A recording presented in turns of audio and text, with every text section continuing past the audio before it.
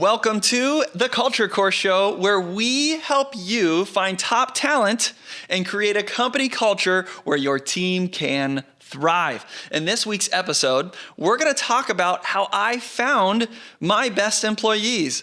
This is a question I get all the time, whether I'm speaking at a business conference or I am chatting with somebody one-on-one. People are always wanting to know, Grant, where did you find them? How did you find a person who's willing to do that, or a person who produces at those high levels? You guys, the truth is, the success that I have isn't necessarily because of me. It's because of my team. My employees, they're amazing. I have an awesome team of people behind me that are doing awesome stuff. They are some of the top producers in the country in their field. It's awesome. So again, this question I get all the time, Grant, how did you find these people? How do I find people like this in my business? Well, we're going to talk about that in today's episode. Here's the secret. Harvard Business Review recently did an article, and in that article was this quote: "Most companies design jobs and then slot people into them. Our best managers sometimes do the opposite. When they find talented people, they're open to creating jobs around them." That has been a huge key to me finding awesome people. I've been available, I've been flexible, and I've been willing to bring on awesome people, even though I may not have an opening for them in that exact moment. This week's episode is brought to you by a new free resource for you at culturecourse.com/hiring. This is a do's and don'ts video that's going to share with you the framework that you need to do to hire. What's the best way to go about hiring awesome people? This is a free tool for you. Check it out at culturecourse.com/hiring.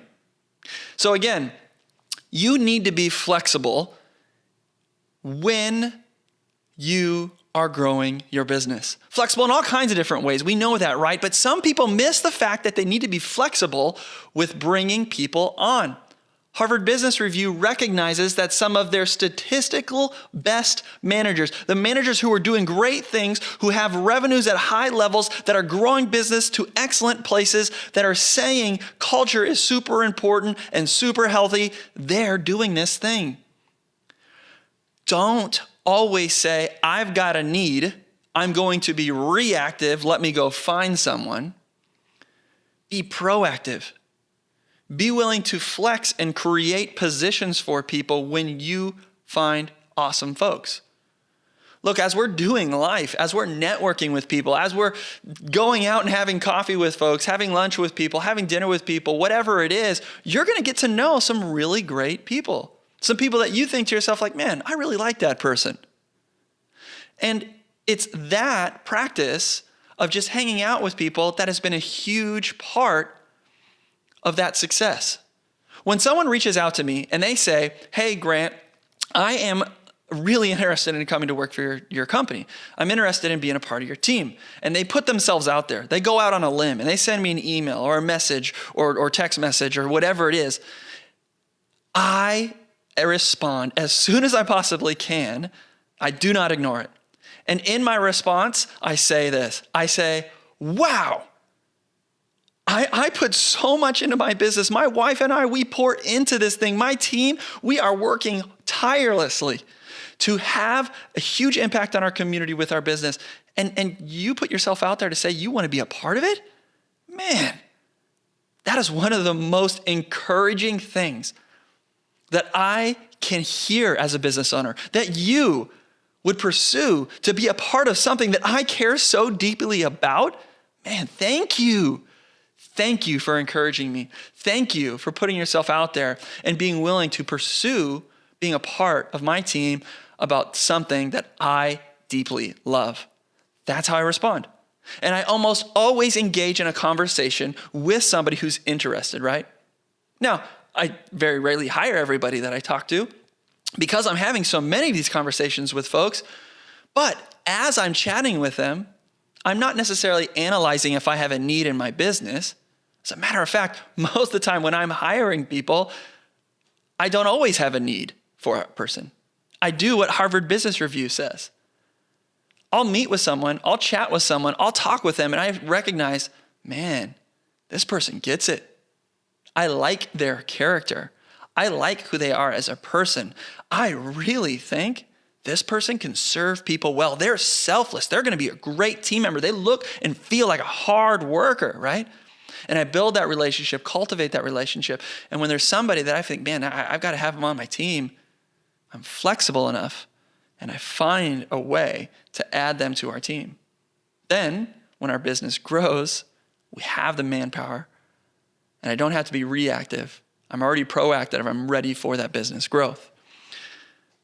One of my best employees, his name's Brian Baker. And when I first met with him, I had zero need at all. Like I felt like at the time I was even slightly overstaffed. But when I met with him and I chatted with him, I was unbelievably impressed. His empathy and his genuine care for others really shined through. And it was obvious to me that he was an unbelievably selfless person who naturally had like this reflex, this muscle memory within him to want to serve and care for others. And that is huge. You got to have those type of people on the team.